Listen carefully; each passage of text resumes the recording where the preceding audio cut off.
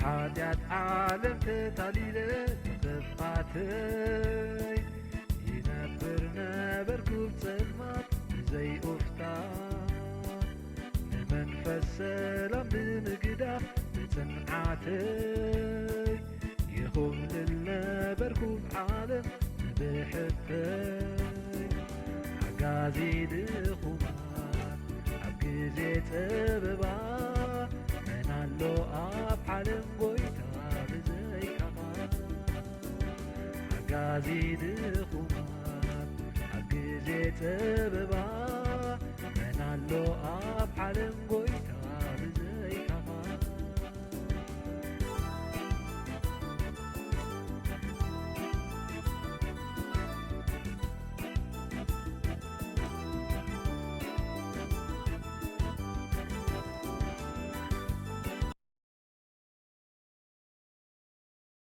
አብን ወልድን መንፈስ ቅዱስን ሓደ አምላኽ አሜን።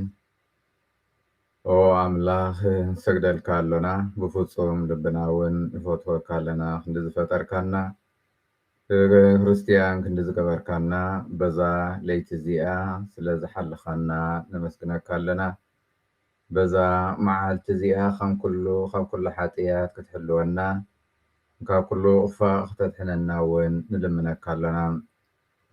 አቦና ኣብ ሰማይ ትነብር ስምካ ይመስገን፣ መንግስትኻ ትምጻእ፣ ፍቓድካ ኣብ ሰማይ ከም ዝኾነ ከምኡ እውን ኣብ ምድሪ ይኹን። መግቢ ዕለትና ሎሚ ሃበና፣ ዝበደልናካ ቅረበለልና፣ ንሕና እውን ዝበደሉና ይቕረ ከም እንብል፣ ኣብ ፈተና ይተእትወና ካብ ክፉእ ኣድሕነና። ከመይ መንግስትን ሓይልን ክብርን ንዘለዓለም ናትካ እዩ ኣሜን። ሰላም ንዓኺ እዩ ማርያም፣ ጸጋ ዝመልአኪ እግዚኣብሔር ምሳኺ እዩ። ካብ ኣንስቲ ዝተባረክ ኢኺ፣ ናይ ከርሰ ፍሬ ኢየሱስ ከዓ ዝተባረኸ እዩ። ኦ ቅድስቲ ማርያም ኣደ ኣምላኽ ለምንልና ንዓናን ንሃጣን ንሕጅን ብጊዜ ሞትናን ኣሜን። ካብ ወንጌል ዮሃንስ ምዕራፍ 12 ካብ 1-11 ሽዑ ኢየሱስ 6 መዓልቲ ቅድሚ ፋሲጋ ናብታ ንሱ ካብ ምዉታት ዘተንስኦ ኣልዓዛር ዝነበራ ቢታንያ ዝተባህለት ዓዲ መፀ። ኣባኻ ድራር ገበሩሉ። ካብቶም መቃምቱ ሓደ ከዓ ኣልዓዛር ነበረ። ማርያም ድማ ሓደ ፍርቂ ኣበስንቲ ዝኸውን ብፅሩይ ናርዶ ዝተሰርሐ ብዙሕ ዝዋግኡ ቅዱስ ሽቱ ወሲዳ ኣእጋር ኢየሱስ ቀብአት፣ ብፀጉሪ ርእሳ እውን ደረዘቶም። እታ ቤት ከዓ መኣዛቲ ሽቱ መልአት። ሓደ ካብቶም ደቂ መዛሙርቱ እቲ ከትሕዞ ዘለዎ ይሁዳ ኣስቆሮታዊ ወዲ ስምዖን ግና እዚ ቅዱስ ሽቶ እዚ ከመይ ግዳ ን300 ዲናር ተሸይጡስ ንድኻታት ዘይወሃብ በለ። እዚ ዝበለ ሰራቂ ስለ ዝኾነ እዩ እምበር ንድኻታት ሓሊሎም ኣይኮነን። ተሓዚ ማፍዳ ስለ ዝነበረ ካብቲ ኣብኡ ዝኣተወ የልዕል ነበረ። ስለዚ ኢየሱስ ንመዓልቲ ቀብረይ ዘዳለወቶ እዩ እሞ ሕደጋ ድኻታሲ ኩሉ ሳዕ ምሳኻትኩም ኣለዉ፣ ንዓይ ግና ኩሉ ሳዕ ኣይትረኽቡንን ኢኹም በሎም። ድሕሪዚ ካብ ኣይሁድ ብዙሓት ሰብ ኢየሱስ ኣብኡ ከም ዘሎ ፈሊጦም ናብ ብታንያ መፁ። እንተኾነ ነቲ ካብ ምዉታት ዘተንስኦ ኣልዓዛር እውን ክሪኡ ከዓ እምበር ምእንቲ ኢየሱስ ጥራይ ኢሎም ኣይኮነን ዝመፁ። ብዙሓት ኣይሁድ ብምኽንያት ኣልዓዛር እናኸዱ ብኢየሱስ ይኣምኑ ስለ ዝነበሩ ሊቀ ካህናት ንኣልዓዛር ድማ ክቐትልዎ ተማኸሩ። ዝኸበርኩም ኣሕዋትን ሓትን ኣብዚ ናይ ሎሚ ወንጌል እምበኣር ብማርያም ኣዝዩ ልቢ ዝትንክፍ ናይ ፍቅሪ ስራሕ ክትፍጽም ንሪኣ። ኢየሱስ ናብ ቢታንያ ይመጽእ። ኣብ እዋን ድራር ማርያም ኣዝዩ ክቡር ሽታ ወሲዳ ኣብ እግሪ ኢየሱስ ኣፍሲሳ ብፀጉራ ትድርዞም ሰናይ ዝኾነ ለጋስ ቁንዕን ናይ ፍቕሪ ተግባርን ትፍጽም እንተኾነ ሓደ ካብቶም ሃዋርያት ይሁዳ ብሃንደበት ግብሪ መልሲ ይህብ እዚ ቅዱስ ሽቱ እዚ ከመይ ግዳን 300 ዲናር ተሸይጡስ ንድኻታት ዘይወሃብ እናበለ ይሓትት ኣብ መጀመርታ ቁኑዕ ይመስል ግብራዊ ኮይኑ እውን ይስማዕ እንተኾነ ግና ቃል ወንጌል ካሊእ ሓቂ የዘንትወልና እዚ ዝበለ ሰራቂ ስለ ዝኾነ እዩ እምበር ንድኻታት ሓሊሎም ኣይኮነን ስለዚ ይሁዳ ብዛዕባ ድኻታት የገድሶ ኣይነበረን እንታይ ደኣ ብዛዕባ ገዛእ ርእሱ ይሓስብ ነበረ ቀፂልና ብዛዕባ ሊቀ ካህናት ንሰምዕ ዋላ ድሕሪ ተኣምር ናይ ኣልዓዛር ኣብ ክንዲ ኣብ ኢየሱስ ዝኣምኑ ክቐትልዎ መደብ ክገብሩ ይጅምሩ ስለዚ ኣብዚ ናይ ሎሚ ቃል ኣምላኽ 3 ዓይነት ሰባት ንርኢ ማለት ማርያም ይሁዳን ሳልሳይ ሊቀ ካህናትን ሎሚ እውን እዞም 3 ሰባት ኣብ መዓልታዊ ሂወትና እንሪኦም ንነፍሲ ወከፍና ዝውክሉ እውን እዮም ቀዳማይ ይሁዳ ነቶም ፅቡቅ ቃላት ዝጥቀሙ ወይ እንጥቀም ግን ከዓ ንነፍስና ጥራይ እንሓስብ ሰባት ይወክል ጎይታና ኢየሱስ ክርስቶስ ግን በንፃሩ ይፅዋዓና ንኻልኦት ክነቅድም ኣብ ክንዲ ከገልግሉና ክነገልግል ትሕትና ክንለብስ ሎሚ ነዚ ናይ ይሁዳ እምበኣር ኣብ ሂወትና ብኸመይ ንሪኦም ሰባት ብዛዕባ ንኻልኦት ኣብ ምሕጋዝ ይዛረቡ ብሓቂ ግን ብዛዕባ ገዛእ ርእሶም ይሓስቡ ሰባት ንጌጋታት ተግባራቶም ብምኽንያታት እናሃቡ ቅኑዕ ከልብስዎ ወይ ቅንዕና ከልብስዎ ይርከቡ መዓልታዊ ሂወትና እውን እንተኾነ እዚ ክኸውን ዝኽእል እዩ ንኣብነት ብዙሕ ሰናይ ነገር ክንዛረብ ከለና እንተኾነ ግና ብሂወትና ዘይንነብሮም እስንኸውን እዚ ናይ ይሁዳ ተግባራት ኣብ ሂወትና ሎሚ እውን ንፍፅሞ ሰናይ እንገብር ሰባት ቁኑዓት ነገራት እንዛረብ ንመስል ግን ከዓ ዘይንነብሮም ሎሚ ይሁዳ ንነፍሱ ወከፍና ዘዘኻኽረና እምበኣር ልብኻ ርሑቕ ከሎ ናብ ኢየሱስ ክትቀርብ ትኽእል ኢኻ ግን እዚ ቅርበት እዚ ትርጉም ዘለዎ ቁርበት ክኸውን ኣይክእልን እቲ ጎይታይ ዝብል ዘይኮነስ እቲ ስራሕ ጎይታ ዝሰርሕ ዝገብር እዩ ብሓቂ ናይ ክርስቶስ ተባሂሉ ዝፅዋዕ እቲ ካልኣይ ሊቀ ካህናት ነቲ ሓቂ ነቲ ተኣምር ብዓይኖም ሪኦሞ እንተኾነ ንሳቶም ንኢየሱስ ከኣምንዎ ኣይተረኽቦን ክነፅግዎ ተረኽቦ እዚ ከኣቲ ኣብ ምድሪ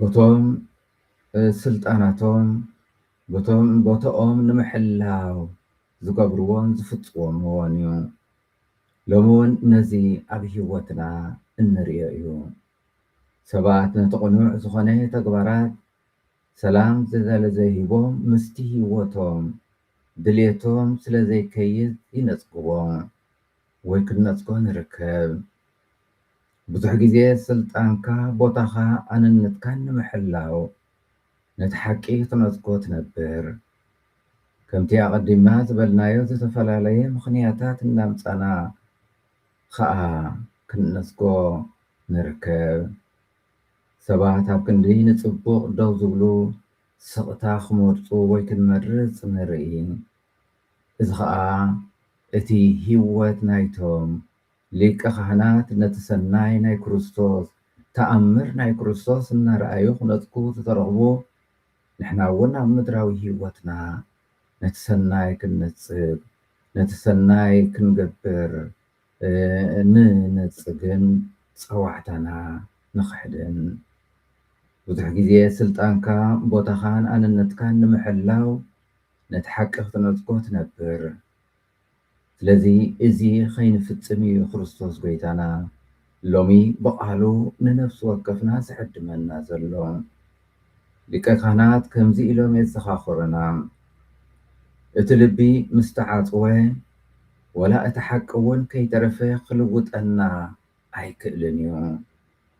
ስለዚ እቲ ሓቂ ኣብ ሂወትና ቦታ ክረክብ ረኺቡ ከዓ ሂወትና ክልውጥ ልብና ንሓቂ ልብና ንፀጋ እግዚኣብሔር ክኽፈት ድልው ክኸውን ክቕበል ኣለዎ። ከም ማርያም ፍቓድካ ይኹን ኣነ መገልገሊት እግዚኣብሔር እየ መገልገሊ እግዚኣብሔር እየ እናበልና ልባትና ክንከፍት የድሊ። ኣብ መወዳእታ ማርያም ተፍቅር ኣብ ቅድሚ ጎይታኣ ከዓ ናይ ፍቕሪ ስራሕ ናይ ፍቕሪ ምልክት ትፍፅም እቲ ዓቕማ ዘፈቕዶ ክትገብር ትርከብ። ዝበለፀ ተግባር ንኢየሱስ ከዓ ትገብረሉ። ወንጌል ድማ ከምዚ ይብለና በቲ ተግባራታ እቲ ቅቡእ ሽታ ኣብ ኢየሱስ ብፀጉራ ብምድራዛ ብምፍሳሳ እታ ቤት ከዓ ብመዓዛ እቲ ሽቶ መልአት። ንሕና እውን ሎሚ ብሓቂ ከም ማርያም ምስ ነፍቅር ገደብ ዘይብሉ ፍቕሪ ንክርስቶስ ጎይታና ምስ ነፍቅሮ ንኣሕዋትና ምስ ነፍቅር ኣብ ሰናይ ተግባራት ምስ ንፅመት ሂወትና በዚ ምስ ምራሕ ብሓቂ ጥዑም ሽታ ናይ ኣሕዋትናን ናይ ዓለምናን ብርሃን መባኹዕቲ ኮይና ንርከብ። እቲ ክንነብሮ ዝተፀዋዕናሉ ዓይነት ሂወት ከዓ እዚ እዩ። ኣብዛ ከም ይሁዳ ንነፍሳ ጥራይ ክትሓስብ ትነብር ዓለም ኣብዛ ከም ሊቀ ካህናት ተዓፅያ እትመላለስ ዓለም ኣብነት ማርያም ክንክተል ንዕደም ኣለና። ከም ማርያም ክንከውን ንፅዋዕ ኣለና። ብልቢ ክነፍቅር ብልክሲ ክንህብ ንኢየሱስ ብዘይገደብ ግዜናን ሂወትና ክነወፍየሉ እምበኣር በዛ መዓልቲ እዚኣ ንገዛ ርእስና ከምዚ እናበልና ንሕተት ከም ማርያም ኮይኑ ዶ እመላለስ ኣለኹ ወይስ ከም ይሁዳ ወይስ ከም ሊቀ ካህናት? ንጎይታ ሎሚ ልብና ከፊትና ብትሑት መንፈስ ቁኑዕ ልቢ ዘፍቅር ልቢ ዝምሕርፍ ልቢ ክህበና ንለምኖ። ብሓቂ ዘፍቅር ልቢ ብሓቂ ዝሰምዕ ልቢ ብሓቂ ንክርስቶስ ብኩሉ ዝኽተል ልቢ ክህበና። ምክንያቱ ኣብ መወዳእታ ኣብ ፍቕሪ ዝነብርን ዝመላለስን ሂወት ወትሩ ፅቡቕ ጨና መዓዛ ናይዚ ዓለም እዚ ናይ ኣሕዋታን ሓታን ኮይና ስለ እትነብር እግዚኣብሔር ኣምላኽና እምበኣር ሎሚ ብቓሉ ነዚ እዩ ዝዕድመና ዘሎ። ክነምልኾ ዝፈጠረና እግዚኣብሔር ምስጋና ይኹን። ኣዴናን መድሓኒትናን ዝኾነት ድንግል ማርያም ወላዲት ኣምላኽ ምስጋና ይኹን። ፀድሕነትናን ሓይልናን ፀግዕናን ንዝኾነ መስቀል ክርስቶስ ምስጋና ይኹን። ርሕሩሕን ሓያልን እግዚኣብሔር ኣምላኽና ጸሎትናን ምህለላናን ተቐበል። ዝሰረፈ እዋን መዓልቲ ይቐድሰልና ኩሉ ተግባራትና ብእምነት ኣፈጽመና። ኣብ ኩሉ ዕያናን ከዓ ንኽብርኻን ንኣገልግሎት ኣሕዋትናን ብትግሃት ከም እንጽመት ግበረና። ስብሃት ንኣብን ንወልድን ንመንፈስ ቅዱስን ይኹን ጥንቲ ከም ዝነበረ ሕጂ ከዓ ንወትሩ ንዘለዓለም ዓለም ኣሜን። እግዚኣብሔር ስለ ኩሉ ነገር ዝተመስገነ ይኹን።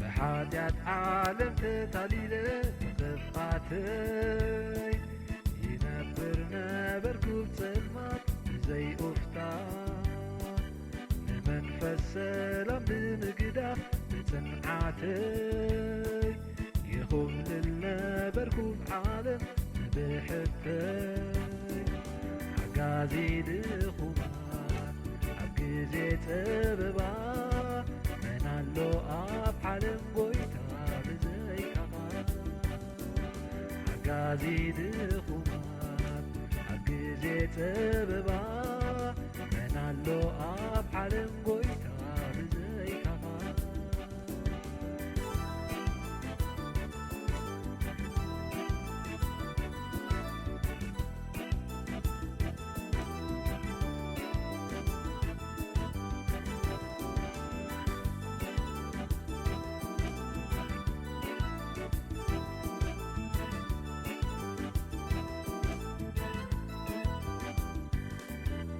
وهابو كنت ميتو ناب حسراني ايدو زرقي حوتي عني كم حاجاتي مسكلو تسكيمة ملالس كمدوا برت عني قدوس منفس حقازي دخومان أبدي زيت سببا منالو أب عالم قويتا بزيكما حقازي دخومان أبدي زيت سببا منالو أب عالم قويتا بزيكما